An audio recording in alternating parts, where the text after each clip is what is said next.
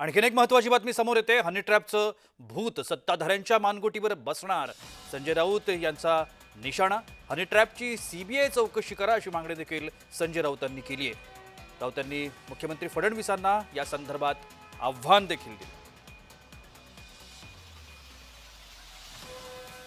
हनी ट्रॅपची CBI चौकशी करण्याची मागणी संजय राऊत करतायत।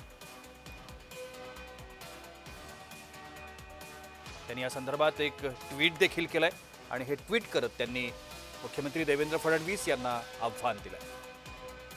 हनी ट्रॅपची चौकशी होणं गरजेचं असल्याचं संजय राऊतांचं म्हणणं आहे। काय म्हणाले संजय राऊत बघूया। मुख्यमंत्री देवेंद्र फडणवीस विधानसभेतही दिशाभूल करतायत असं खासदार संजय राऊत यांचं म्हणणं आहे। महाराष्ट्रात हनी ट्रॅप नाही असं फडणवीस म्हणतात। या एका फोटोची सीबीआय मार्फत चौकशी होऊ, दूध का दूध पानी का पानी होईल असं देखील त्यांनी म्हटलंय।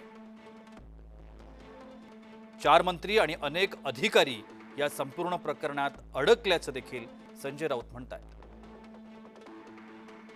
ठाकरे गटातून फुटलेले 4 तरुण खासदार याच ट्रॅपमुळे पळाले असं देखील त्यांनी म्हटलंय।